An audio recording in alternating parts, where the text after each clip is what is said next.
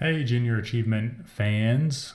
My name is Andrew Miller. I'm a co founder here at Workshop Digital in Richmond, Virginia, and also a proud member of the Junior Achievement of Central Virginia board. And I'm really glad that we have the opportunity to share our thoughts and continue to volunteer and give back to the organization and our communities. Even though a lot of us are working remotely and not able to be there in person, I'm really happy that we can share our stories and want to take a couple minutes to share mine. One of the things that I've enjoyed about my job now as a co founder at Workshop Digital is the ability to help our company tell stories with data and with information. And even though we're a marketing agency, we're helping our clients promote their products and services online to people that are looking for them. And now is a more challenging and interesting time to be in this business, given the fact that the economy and the internet and the normal status quo of daily society is in flux. We're learning and adapting, and it's a whole new challenge that we're trying to unpack and figure out how to guide our not only our company and our communities, but our clients and their businesses through as well. So there's never a dull moment in digital marketing, and Workshop Digital is no different. We're trying to figure this out for ourselves, and so far, we've been very fortunate and blessed that we can have the privilege of working from home and working remotely and managing our teams as we grow. We have about 25 people right now, and one of the things that I like doing within our company is helping our teams find the right tools and processes to do our work better and more efficiently. And that's never been more true than it is today. When we're distributed, instead of being in one office, we're 25 people working from home.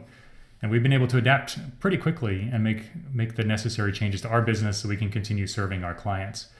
When I started as a consultant in 2007, it was just me. I was a technical doer. I was actually in the weeds, doing the work, managing the client relationships, and handling all the analysis and reporting and all the other things that we do for our clients to help them spread their message to their customers.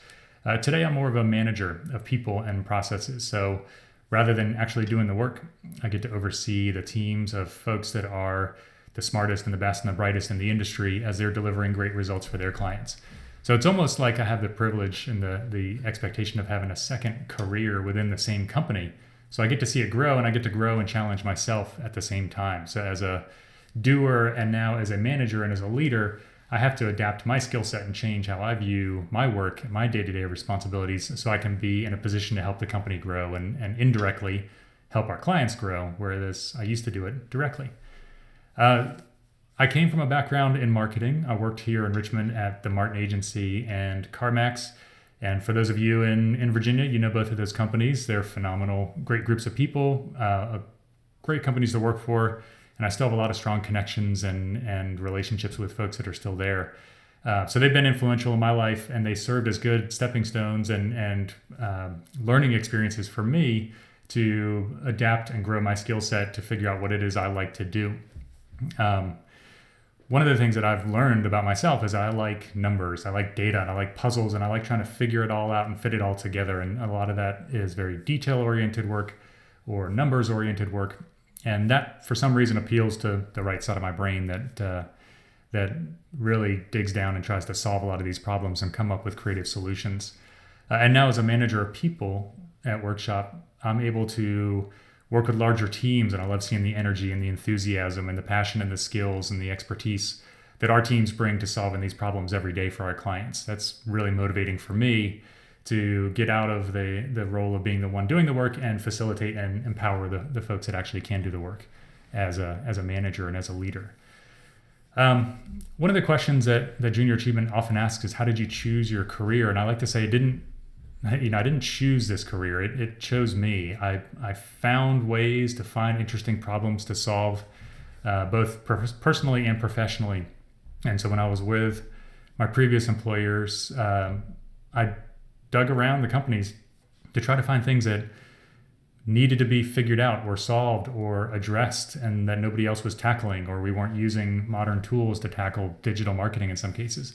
So I loved being able to kind of be the resident geek and understand what those problems are and help find digital solutions to accomplish those things. And that led to a career in consulting and now running a digital marketing agency. So I like to say that I kind of failed my way forward, and I stumbled without a plan, without any sort of long-term goals. But I found myself in a position now where I can use my skills and my experience to help other people grow their careers and grow their businesses just by being passionate and enthusiastic about what it is that we do.